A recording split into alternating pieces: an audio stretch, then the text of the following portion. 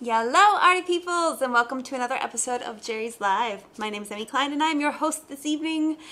Today we have a really fun continuation class. So today is Jerry's Live 239. So as per usual, the key for the class code is down here in the corner. It'll be up all class. If you guys want to check out anything that I'm using throughout this entire process, go to the website jerrysartarama.com and type in that class code.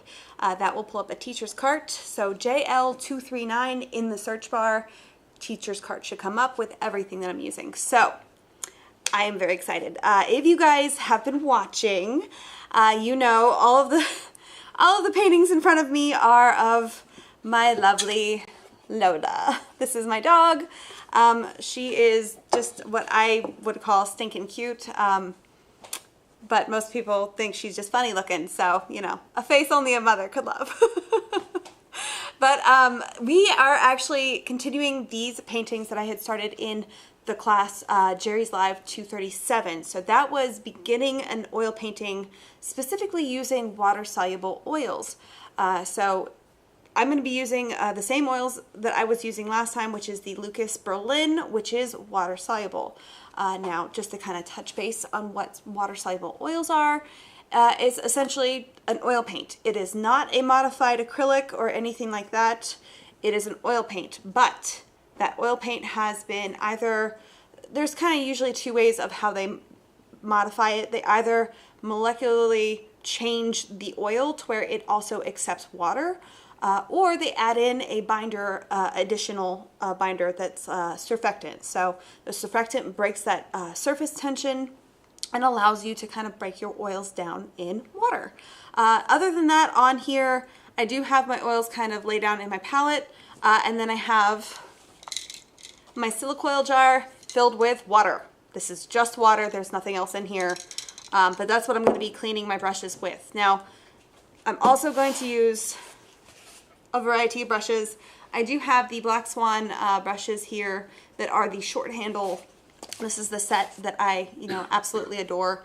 Variety of sizes and shapes in there, and great for this size of a painting. This is an 8x8, and if you guys remember, this is the Da Vinci Ultra Smooth panel. So it is, I can't remember if this is 3/4 of an inch deep. It's about 3/4 of an inch deep. 7/8, is it? There's one that's 3/4 and there's one that's 7/8. It's one of those. I should have actually double checked that, sorry. But it does have a bit of a cradle here, so this is a wood that I can stain if I want to after I'm done, or I can paint the edges as well. But the surface of my panel was super smooth when I started, so it's one of the ones that I absolutely adore using. They do come in a variety of other surface textures in case you want that for yourself. But all of my oil paintings are dry, with the exception of possibly the one that I started on the show. So I had done this previously off camera, so I know this one is 100% dry. This is the one that I had started during the class, and I can actually tell you the majority of Lola is actually touch dry, and the darker areas where the couch is a little wet.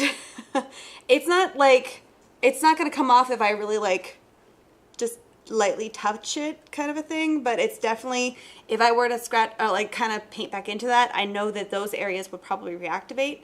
So I'm going to mostly be working off of this one today, but I'm going to try and make sure to glaze a couple colors onto this one just so you guys can see the difference between using the black and white painting versus the burnt sienna and white. Now, of course, you always can do a funky color sorry, there's a glare on that, this crazy kind of a magenta color, but this is a different brand of paint, and where I can go into this painting with a different brand of paints because they're all water soluble and it's oils. I just need to make sure that whenever I continue along with my paintings like this, I have to follow that fat over lean rule. So what the fat over lean rule is, you guys know I love to describe this as, it's like my abs.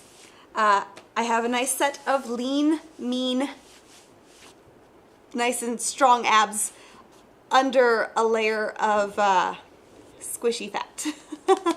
As I said last time, it's where I keep all my cheese and my cake, and it's all right. But it's the same kind of concept as with oils. You want to make sure that your first couple layers are nice and lean to where they don't have a lot of oils in them. So you want to break down your oils with that, like either water or solvents, and that's where I'm at with this process. So I know with this painting alone, I started using pure paint. So same thing with the one that's actually in the black and white scale. I started using pure paint. That means any additional layers that I put onto this painting from now on needs to have a higher fat content. The reason why is because even though I can touch this and it's dry, this has only been around for maybe 3 weeks, 4 weeks, something like that. This oil is technically still wet. So if I were to put a lean layer of oils on top of, especially where I got a lot thicker here, that would over time start to crack, because as your oils dry through oxidation, they do slightly shift around just a little bit. Have you ever tried to paint something like rubber or anything that has like a slight movement to it? If you even get a slight crack or like movement to it, it's gonna crack. So as your oils dry through oxidation, you want to make sure that you don't have a thinner layer that's going to already dry, and then as the underlying layers shift and move on you, crack apart. So I know if I add more fat content to this, it's going to be archival. I'm not going to have any cracking issues. So to add more fat content to my paints, I need a medium. So I'm going to be using the Lucas brand has a water-soluble linseed oil. So this is a traditional linseed oil that also has that, I believe this has the surfactant added to it. So this still breaks down with water. Now, I do know one of our viewers, MJ Pete, you were asking, can you use traditional oil painting mediums with these oils? Absolutely, yes. In fact, I actually did double check specifically with those Chelsea Classical Studio mediums that you were asking. The main difference between using a specific water-soluble oil medium as opposed to using a traditional oil medium is that the more traditional oil mediums that you add to your oil paint, you're kind of canceling out the water solubility. So if you do use like the Chelsea Classical Studio mediums with your paints, you can still absolutely do that with any of the water-soluble oils. You're just kind of removing that water solubility out of it. So now you're going to have to use those solvents like the spike oil, which is still non-carcinogenic, so it's still okay. You're not going to have that toxicity issue. But if you have that sensitivity to smell, like my moderator Frida does, you want to make sure that you keep the water solubility so you don't have to have that. But it's all in whatever works specifically for you. Now I will say also, when you use traditional oil mediums and solvents and things with a water-soluble oil, they do tend to dry just a little faster. Now that also can be a benefit because your girl has deadlines. I have, not gonna lie, had to have a painting done for a show, and you know what I did? I took water-soluble oils, used a traditional medium, they dried a little bit faster, so it kind of worked out for me. But just kind of be aware of that's what's going to happen. So I'm going to stop yammering though, and we are going to add some color for my Rainbow Lola. So Lola was sitting on the couch. I had the window little vinyl on that kind of casts rainbows across, and so the sunshine was coming in and kind of casting a rainbow across her face. So we have a lot of really fun colors to add to this painting. So I'm going to grab a couple of paintbrushes here. You guys know I love me a filbert, but I'm going to actually grab a size 6. And I'm going to, again, be mostly working with this burnt sienna and white painting that I did. So remember, this only has burnt sienna and titanium white in it. But I'm also going to need, this right here has my modified linseed oil in it. So this is, again, remember, linseed oil that is water soluble. It's not a traditional linseed oil, which you would use with a traditional oil. It's water soluble. So I happen to have it in my little tin cup here, which also has a nice little clip, so I can clip it straight to my palette. So if you have a glass palette, this is the same thing as well, as long as I can get it to clip on. This is a paper palette, so I'm working with a couple layers and it's trying to push it. Excuse me. That will do. Okay, so let me open this up. And linseed oil being non-toxic, even a traditional linseed oil is non-toxic. Don't eat it. It's not food grade, just so we know. But it's going to be one of those things that even having it open like I have here on my palette, not going to be a problem. So I'm going to move a couple of things here, actually. So when we switch to that overhead view, you guys can really see what I'm doing. Sorry. Also trying not to get in the way of that side camera. I'm also going to move my little black and white Lola over here and move the purple one kind of off. All right, so let me move my reference photo down here so you guys can see. And the first thing I'm going to do, because when I did this burnt sienna painting, the actual burnt sienna and titanium white is really, really close to Lola's natural color. She's like a typical pug, like fawny brown kind of color. So a lot of those colors I can probably leave as is, but I really want to kind of cool down that background to where it kind of does that push-pull, to where I can have a couple of different you know, because the background of this couch is on the cooler side. I could keep it nice and warm, but I don't have to darken it to get that differentiation between where Lola is and where the couch begins. Even though currently right now you can see a very big difference, but I'm going to take this ivory black, and I'm sorry, this is the set of Berlin, set of 6. So I have titanium white, which actually, let me pull this down here a little bit. Titanium white, this is a primary yellow. This is the magenta red, which is also your primary red. This is the cyan blue, which is again also your primary. Then I have a burnt sienna and an ivory black, right? Yes, ivory black. So I want to get a cool black. Ivory black, I technically looked it up. It is a warm black, but in my brain, I always think of it as cool because it seems to just kind of pull that way for me, especially in comparison to other blacks, you know. But I want to kind of cool it down just a little bit further. So that's why I'm adding that cyan blue. And I'm also adding in that linseed oil. Now, the reason why I'm adding in my linseed oil is because I want a transparent glaze. A lot of your colors can be just out of the tube, transparent or opaque or semi-transparent. That is something to kind of pay attention to. Let me kind of make sure that you guys can see what's going on there. But, sorry. I will say, when you mix in the linseed oil, it's gonna be transparent. Now, I'm going to just start to cool down this background here.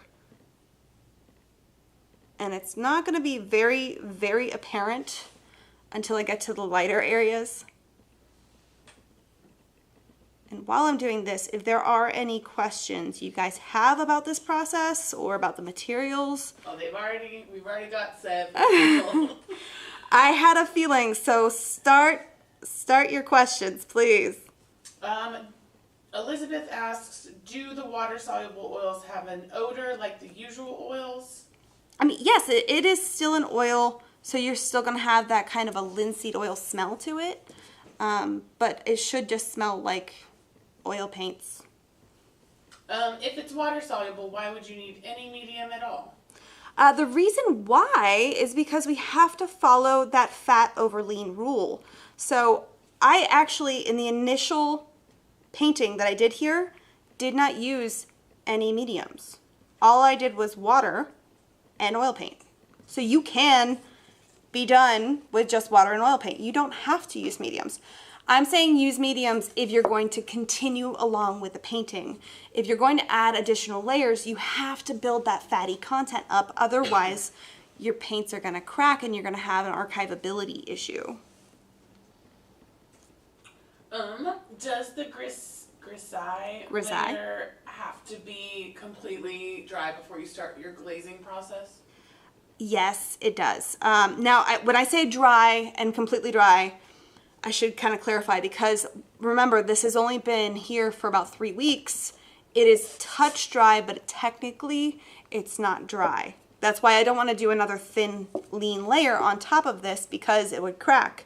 But, you know, you do want to make sure that it's dry, because if you start going in with the glazing layers on a wet painting, you're going to lose your entire painting. So the idea of doing the Grisaille and then glazing on the colors afterward is so you don't have to worry about form or structure or your shadows or where your light source is coming from. Like, all of that's already taken care of in the first layer. You know, now all I'm worrying about is the color.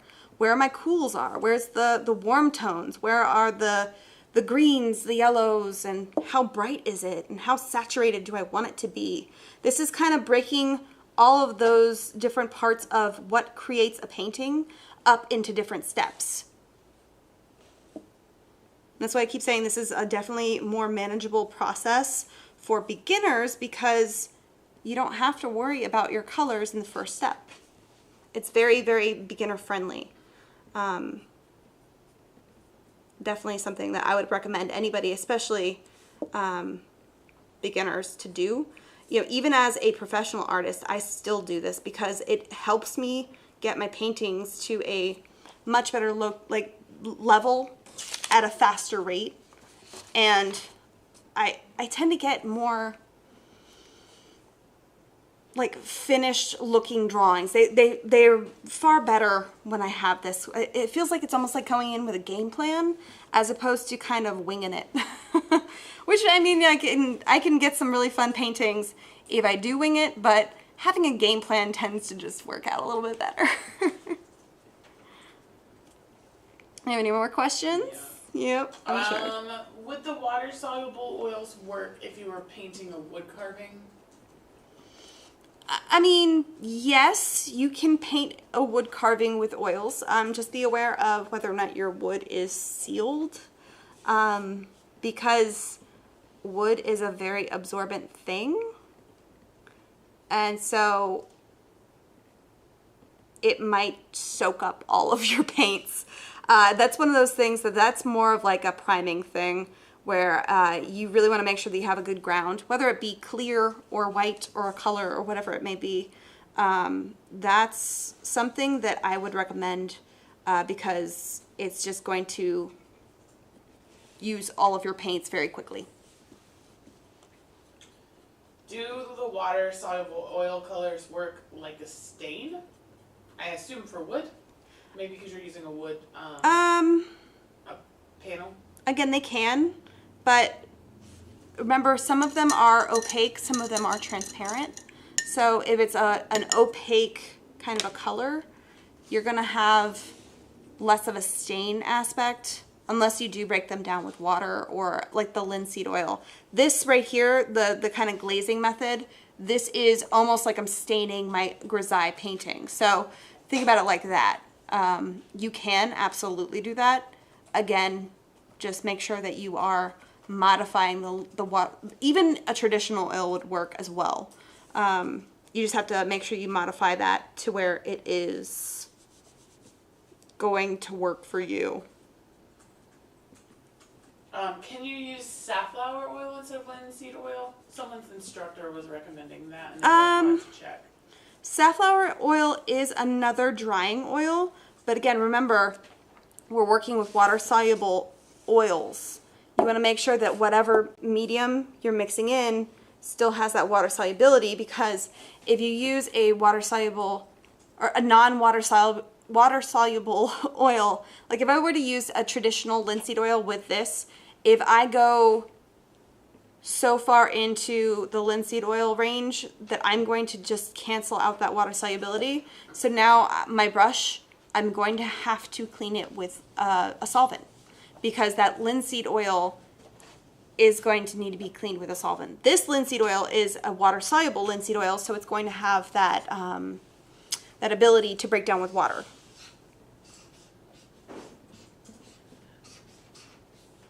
Does water-soluble oil follow the 30% level for threshold, or is it different? That is specifically with brands. So you need to check with your brands, because I know I mentioned that in the last class, where you have to make sure that, like I was saying, you can mix in things with your water-soluble oils. There's just a level of how much you can mix in. So if you mix a traditional oil in with this, you can do that. There's just a level of how much before that starts to take over and it becomes kind of a traditional oil. If that makes, I hope that makes sense. Speaking of that, can you talk about how long it takes it to cure and how that differs or is the same as oil? So, no, are you talking about just water-soluble oils in general? Specifically, one of the Facebook viewers said, I'm going to use my Easy Wiper. She's used the water-soluble oils for painting and it seemed to stay sticky for months, and she was wondering if that was normal.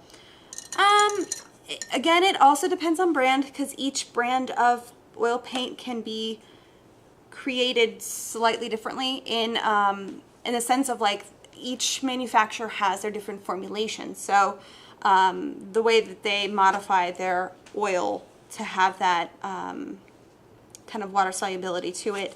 So I don't want to have, like, you think that this is across the board for all water soluble oils, because if I were to, like I said, if I were to break down this water soluble oil with a more of a traditional solvent, it dries faster. If I work in really, really thin layers, it dries faster. That's because I'm bringing that oil content down. Now, oils dry through oxidation. So if you were to put a fan on it, it might dry a little faster because you're moving that air around your painting a little bit more. If you were to also do like an oil painting on a canvas as opposed to a panel, it's going to also dry a little bit faster. I almost dipped into my water, sorry. It's hard to paint and talk, guys. But yeah, if you paint on a canvas, because the back of that canvas has the canvas is a little bit more open, that is going to kind of, again, allow the oils to kind of breathe a little bit more. That way you can get your oils, again, drying a little bit faster. So it's all also humidity levels and temperature and all that. So that's why this right here, I think the darker areas are still a little bit wet, and that's why it didn't take as long for this to dry, because it started raining a lot. And I think the humidity levels in here are just a little bit higher than what they were when I did it this time. So it's one of those things that your environment can impact it. There's a lot of different aspects of things that can adjust your dry time. All right, so I'm gonna also pop in a couple of these blues just where I see them throughout the Lola, because I've cooled down the majority of this background couch, and you can see that it's just it seems like it's darker, but it's actually more just cool. And I do want to keep this still nice and warm, because that's where that light's kind of shining through, and it's turning it almost magenta. So I need to get my fun colors. I'm gonna actually, you know what? Get a lot of that off of my brush. And I'm gonna go in with yellow, because I want to put in that fun yellow right across her little, her chest, where it lands right over here. Let me also kind of pull this over so you guys can see my reference photo. Alright, so there's a little bit of yellow. So again, remember, with that linseed oil addition, I am putting down color. It is still nice, bright, and vibrant, My fat content is still nice and high, so I'm not worried about any of the adhesion issues or cracking once it's drying, but I'm also just laying down color. So my drawing that I had initially is still coming through, so I can still see those little highlights popping through. But it's now yellow for my little rainbow puppy.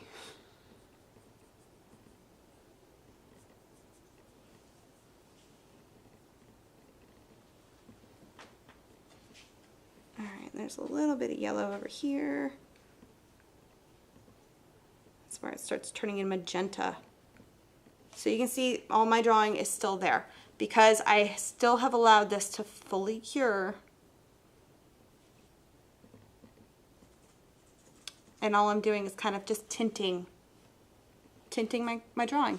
Now I'm gonna go in, since that blue is right there, I'm gonna actually make that green that I can definitely see throughout here too. I think it's a little bit more green than that.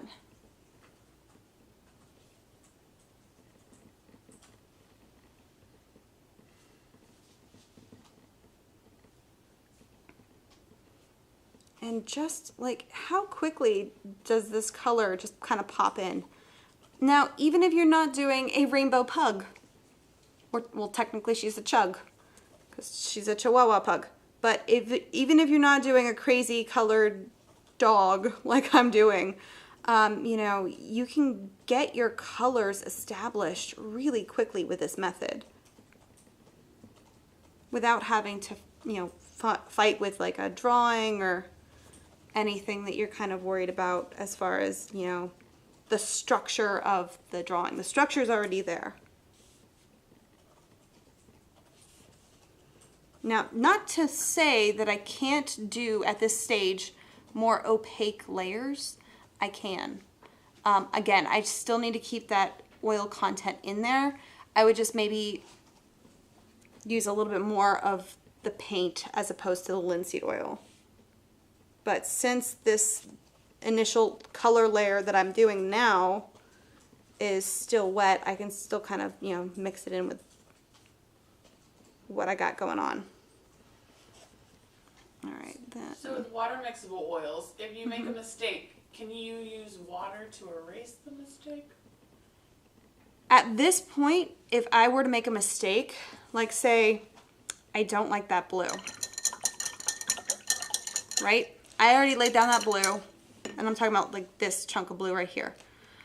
If I lay that down and I don't like it, I can just take my brush, and it's a little wet from my from the water. Almost lift it like you're doing with watercolors. So if I do that, kind of almost scrumble it back out. Yes, it is still slightly tinted, but I can also take my Easy Wiper, a clean spot on my Easy Wiper, and rub that out a little bit further. But you do have to watch out for that. And this is the part of how I know this oil painting is not fully dry. I started picking up my Grisaille layer. And you have to be careful of that. If your Grisaille layer has been sitting for a extremely long time, and I'm talking like 6 months, then you'll probably be okay. But remember, this has only been here for a couple weeks, so it's not fully dry. And that is proof that it definitely is not. But, you know, again, I can paint a little bit more opaquely and totally cover up that where I just took off that color. Not a big deal. This is a pretty fun way of kind of playing with colors and tinting your drawings without having to fully commit if you don't like it. Because remember, you can let this dry, come back 3 weeks later and do another layer, you know? Why do you have to follow the fat over lean process still if you're using liquid? Liquid? Liquid. Well, liquid is a medium for traditional oils. So that is going to, not something I would use in this, but you still have to make sure you follow that rule. Just, and it's not more so with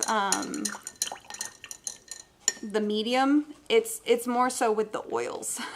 Because if you're, and remember, like if you have that layer of fat that's not dry because it dries through oxidation, and you put that layer on top that dries faster than your underlying layer, that underlying layer is still moving around, so that top part is going to be really brittle and crack. So it's not going to look good. And that's whether you use liquid, linseed oil, any of that, that's kind of the problem. All right, so let's give her, she looks like she's almost wearing blush over here. This is great. Just a little bit of pink.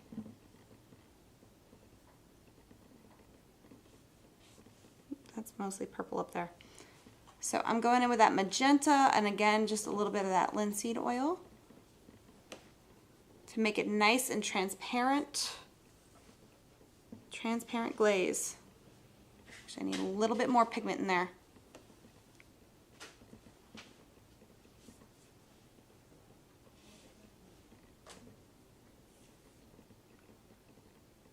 I feel like I'm painting a clown pug. Like, it just looks silly. I love it though. But this is why I wanted to paint this specifically, because it has all of those colors, so I can show you just how easily tinted a painting can be. I do need to get a lot of this off my brush because I want to kind of feather this out. Now, I will say, if you want to keep the underlying layer and you want to blend out like this red, and I wanted to keep this kind of that tan kind of color of her normal fur, I'm going to take just linseed oil on my brush and kind of fan that out just to kind of feather out those edges, because it's not really like a harsh layer of color. Like they all kind of float together kind of a thing. So I might also use, while I have this right here, oh, there's a fuzzy from my Easy Wiper. While I have this right here, I'm going to probably blend that red and that yellow together to where it gives me those smooth transitions. But now I don't have a harsh line on that red that I just laid down. You can also do that with water, but again, I want to keep that fatty layer up. So I want to make sure to kind of keep adding that in. Now the other thing to be aware of is whenever you do a grisaille layer, and I'm going to really pull this up here so you guys can really see, like her eyeball, when that dried, you can see that there's the fatty content in the wet paint right here because it's shiny, right? There it is. There's that shine that I'm looking for. But her eye looks a lot more matte. The reason why is because as that dried, because it was such a thin layer, that is technically underbound. Now, as you guys probably remember from my last class, we had this right here. So this right here is the linseed oil and burnt sienna. This is the linseed oil and water. So as you can see, it's the exact same color, exact same tube of paint, and you can see the difference in that color just based off of the fat content. So if I wanted to leave that underlying layer shine through a little bit, I'm going to probably need to add in some of that fat content back in. So what I would do, because it is underbound, and it will change your values while you paint. So you can do this beforehand, or you can do it kind of like as I was doing it, because I'm only laying in spot colors as I was painting Lola, but there are some areas that I want to keep as is. So if I were to lay down linseed oil and then let that sit for a few minutes, and then if this is something you would do before you actually started painting, if you wanted to do the whole thing, but I'm just going to kind of wipe away just the excess. You don't have to wipe away a lot of it, but on here, I'm going to do that with my brush instead of the Easy Wiper rag. And I'm not applying a whole lot of pressure. I'm not scrubbing a ton. But as you can see now, that fat layer is back in, so it brings it back to this kind of lovely luster instead of having that kind of underbound matte look. So if you do leave some of your underlying grisaille layer kind of visible, make sure you do add that fat content back in, just because you want to bring it back to the same level as all of the other colors that you're going to lay down. So let me pull this back up. So I'm going to also do that right here. So I have linseed oil on my brush. Can you explain what you mean by underbound? Underbound means that the there's not a whole lot of oil content in it. So it's essentially drying to that, like that, and that's, I guess, kind of why a lot of people also say don't use water as a solvent, or like as a medium with your oil paints, because you lose that luster, that beautiful layer of oil that reflects the light and refracts it in a way that looks kind of almost luminous. So you know, having that really, really thin layer of oil in there is not ideal. So you want to make sure you bring it back. Bring it back.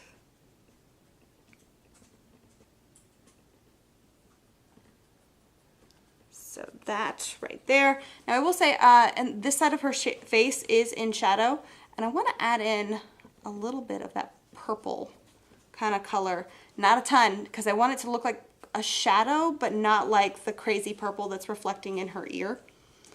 So I might actually desaturate it just a touch by adding in that burnt sienna.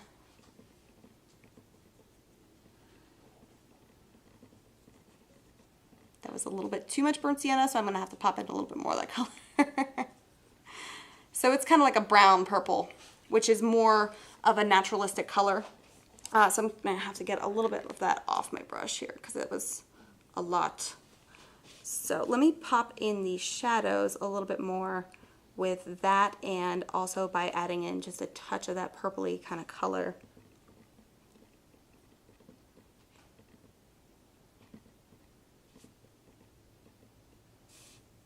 Barbie was asking, if you do another layer over this current one, does it need to be a fatty or fatty layer? Yes, it does. It does. And this is why I do also really love those Chelsea Classical Studio mediums that I was talking about, because they have a lean medium, they have a linseed oil, and then they have a fat medium. So at this point right here, we would be at the linseed oil kind of layer. So if I were to let this dry, you would need something with more fat content, or essentially what a fat medium is linseed oil, spike oil, which is like their solvent, and then also damar resin. Damar resin has to be broken down with some kind of a solvent. So I don't know, as far as water soluble oils, they might have, every brand of paint has a ton of different mediums, so you might be able to check each brand. But that's one of those things that you would need to see if they have an additional medium to get to that kind of layer. Now, typically speaking, that's a lot of layers. And I mean, you can work really, really subtly and build up those layers like that, but you could also break these fattier layers up into kind of more layers than before you get to that kind of level. So if I weren't using as much linseed oil, I would be able to add more linseed oil in next time. I hope that makes sense. Just kind of adding that fat content up slowly over time. But, which also reminds me, last class, I did say, I will admit it, I did say that as far as the mediums are concerned, I was having a really hard time finding one that brought your oil paints down to a lean layer. And I asked you guys to tell me if you had a medium that you knew about that would make it lean, but also still be for water soluble oils. And you're right, the Winsor & Newton thinner. I actually was, because I looked it up before the show had started, just to double check, because I had thought of that one, and I was like, surely that's gotta be non-toxic and water soluble still. I was reading the wrong line, so I had seen the hazard symbol, and I swore it was that line. So I was like, it's hazardous, it has to be solvent based. No, I double checked. It is non-toxic, non-odorous.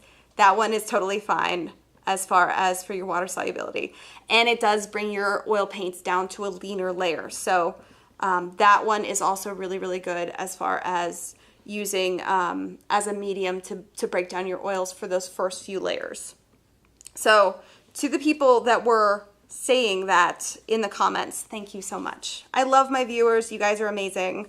And I love that we have that kind of a conversation even after the show ends, because, you know, I always go back and make sure to check those comments and respond to you guys, and you guys are the best. So her little, I call her legs, by the way, little chicken legs, because they're shaped like little chicken legs, like little drumsticks. I don't think my dog likes it, but that's her little chicken leg over here.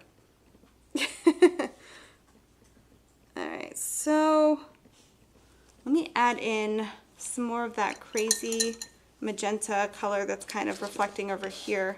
Because there's a couple of them with the magenta, because magenta's pretty pink. If you want to get a more like true red kind of color, you have to add in a little bit of yellow. Not a ton, a little bit. And that'll get you closer to like a red that everyone thinks of as like a red. That was a lot of yellow. Oops. Sorry, more magenta. Kind of a thing. Here we go. And this one I'm going to keep a little bit more opaque because I have not laid any paint over here. So I know that's still a very thin layer, a very lean layer. If I keep it a little bit more opaque, that means I'm adding in less linseed oil. So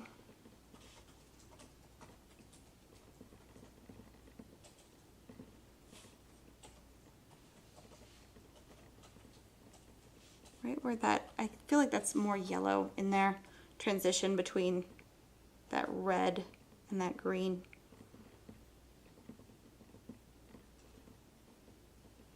It's real kind of red down here.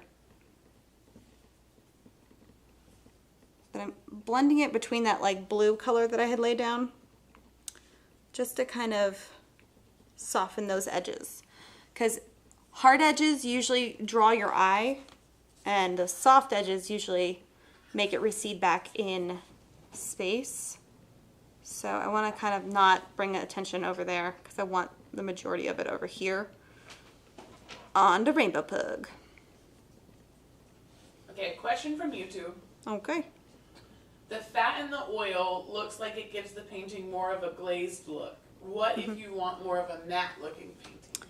If you want more of a matte looking painting, still follow along with the fat over lean rule. Make your painting as is. Don't worry about the matte or shiny areas, not a problem. Let it fully dry. Hit it with a varnish. You can always adjust those kind of sheen issues with a varnish at the end. Just, you don't have to worry about that kind of a thing. Plus, it also protects your artwork, which is very important. You want to make sure it lasts and stand the test of time and is protected. Now this area, I need a little less.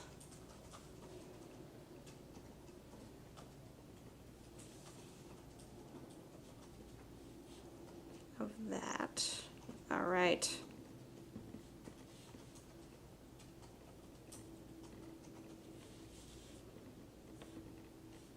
Rainbow Pug. Now, while I have these colors on here, and I know we are probably going to be running out of time here. I wanted to just show you a couple of these colors glazed on, because, I mean, who doesn't love Rainbow Pug?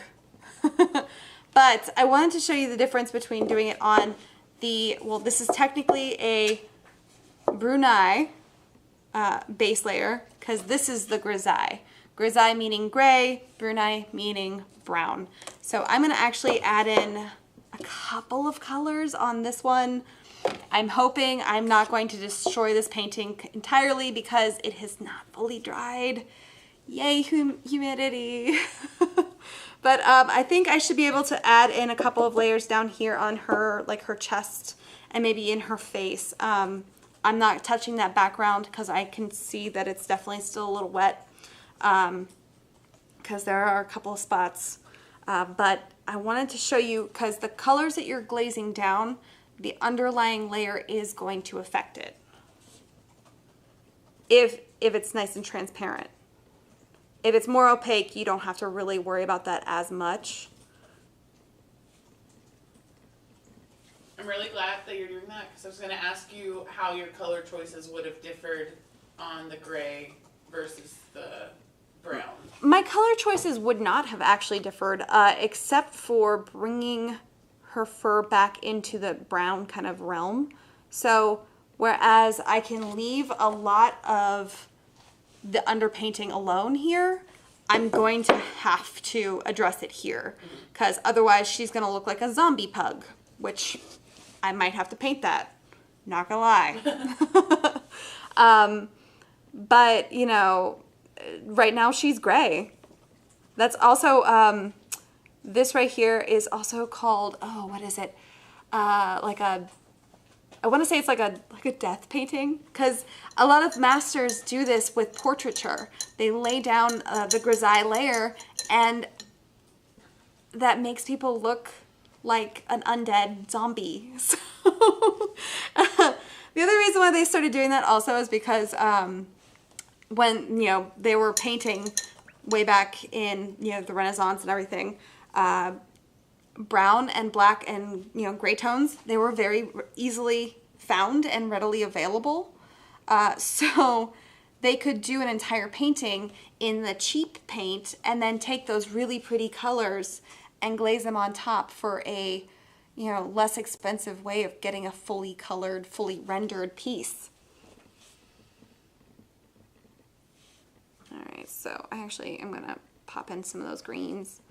And then I'll pop in some of those browns for her actual natural color to kind of show you how I would do that.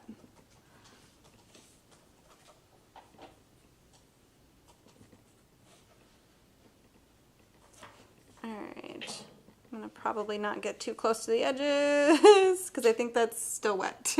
Can you add water to the linseed medium? Yes, you can, because it is a water-soluble linseed oil. Absolutely. So, you know, as you build up those layers, you can do that, not a problem.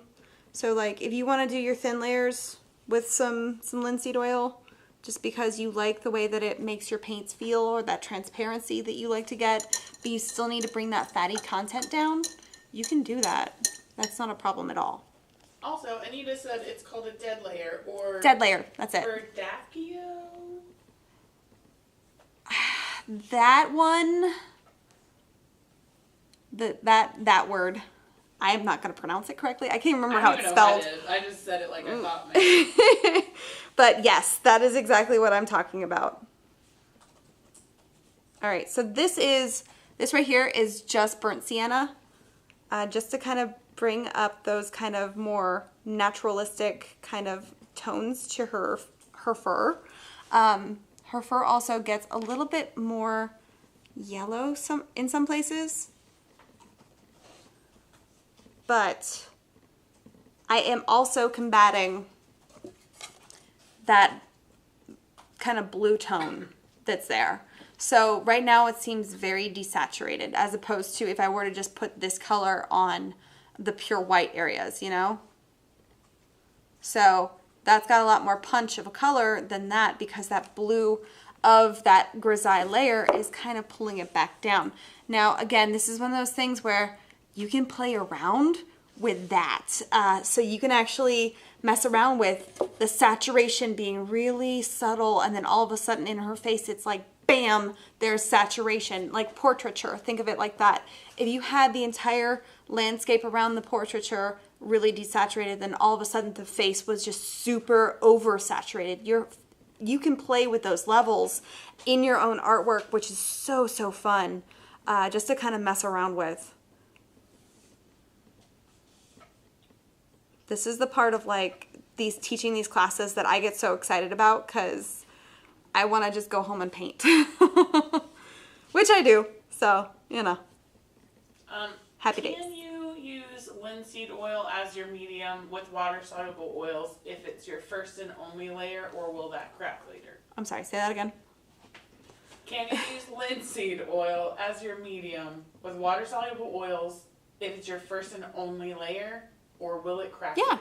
Yeah. Okay. Absolutely. The only time you get into that cracking issue is where you do the fat over lean, when you're doing multiple layers. If you're only going at it in one go, you're fine.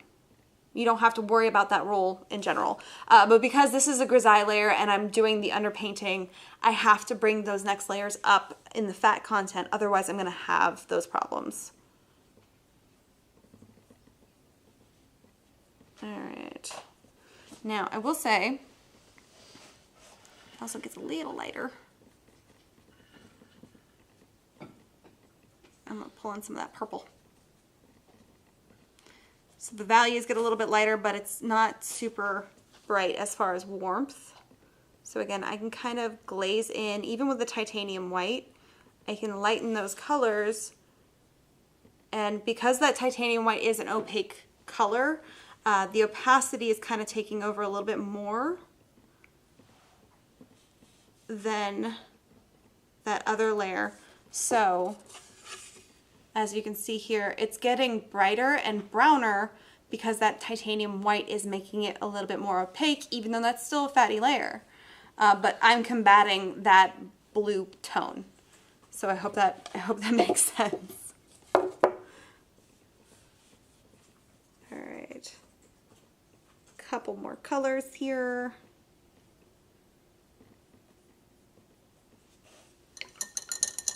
All right, let's get in some of these greens and blue. Well, no, I got the green. Let's do some of the yellows. The yellows, that's it.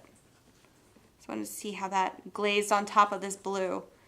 Because, as you would think, blue and yellow make green, right? And it does. It's a yellowy green, but that's definitely kind of a green. So that's what I wanted to really show you guys. If you were to do more linseed oil and less of the pigment, you're gonna have those colors kind of shift on you as far as that's concerned. When it comes to this, if I have a really punchy yellow, I'm probably going to use a lot more yellow, maybe a touch of titanium white, just to kind of bring that saturation and opacity, but also keep that fat over lean rule going.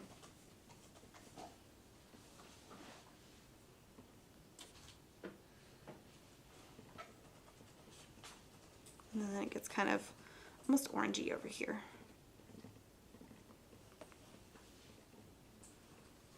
Rainbow pug.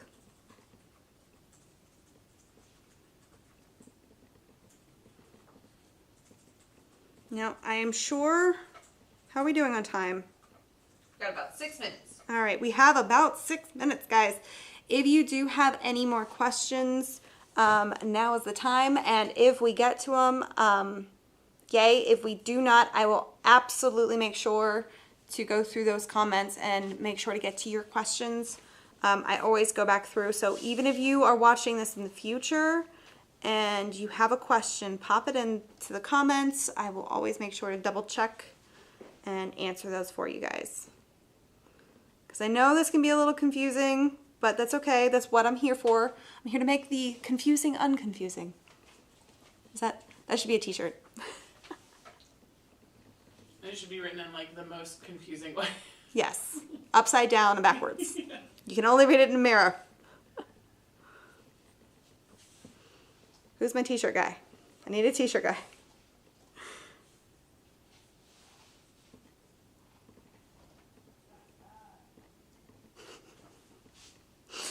can hear the guys on the other side. That's great. All right, so touch of reds in there.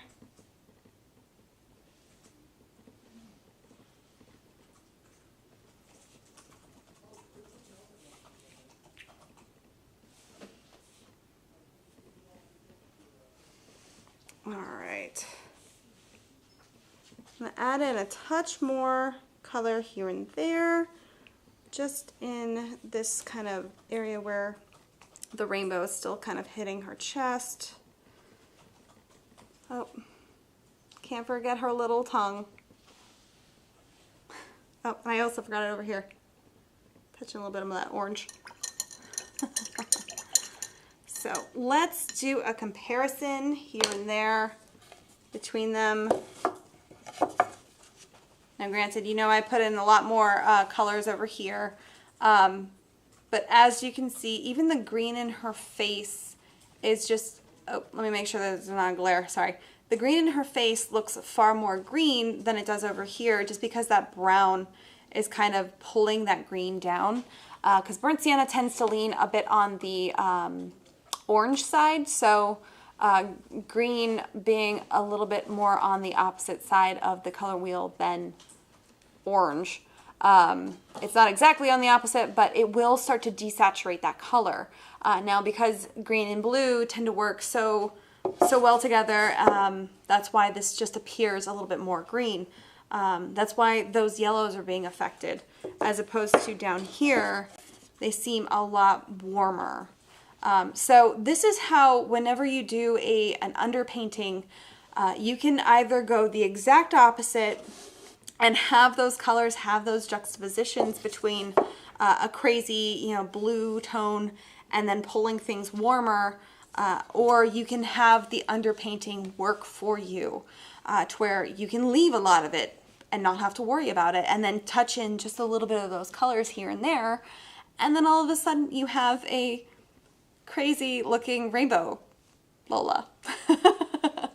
But that is about the show, guys. I just wanted to kind of, you know, pop in a couple of colors on these just to kind of show you how that works.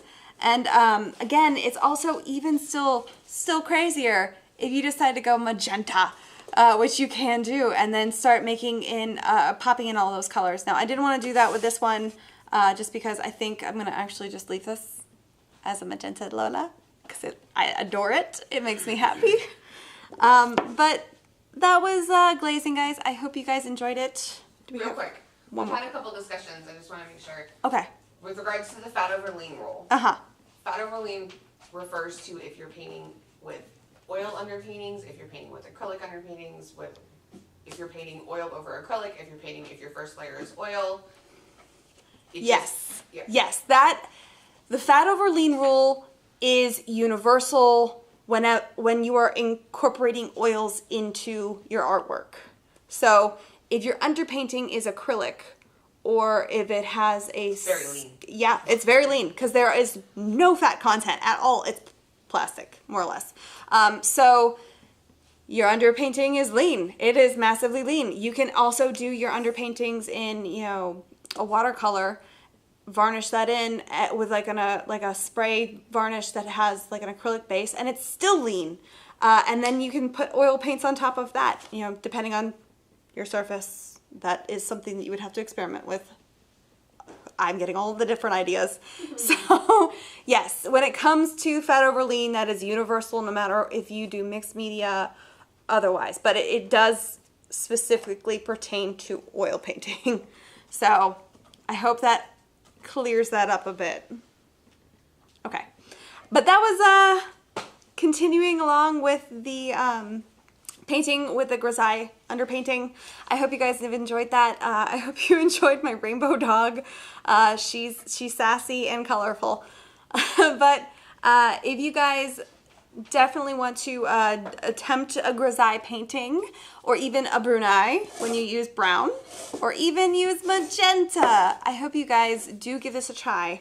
And if you want to post it, you should post it to the Jerry's Live Facebook group, which is free to join. There are over 6,000 artists in there. It is an amazing community of people. If you post questions about, your artwork, or if you are just not quite sure of what color to pick or whatever it may be, if you just want to share your artwork with the world, it's a really, really supportive group of people to share it with. So make sure if you do try to join, there is one security question that you do have to answer. Otherwise, you are deemed a robot, and we cannot let robots in. I'm sorry. So make sure you do answer that security question. Otherwise, you can also send it directly to me. I have my Host of Emmy Facebook page. Host of Emmy. Wow. I said Host of Emmy. Yep. Doing great. Host of Jerry's Live. Emmy, Host of Jerry's Live. That one. I do this. Yes, Emmy, Host of Jerry's Live. You can talk to me directly there. And you'll see my face. It'll be the one with my face on it. So if you guys want to just send your artwork directly to me and just ask me questions, I'd be happy to help. But otherwise, I hope to see you next week, where we are going to do a paint along. We're going to be working in acrylics, and we're going to be doing a Florida sunset with all the swampy joys of my childhood. I'm feeling a bit nostalgic, so I'm making us do a Florida swamp sunset. But I hope to see you then, and I will talk to you guys later. Bye!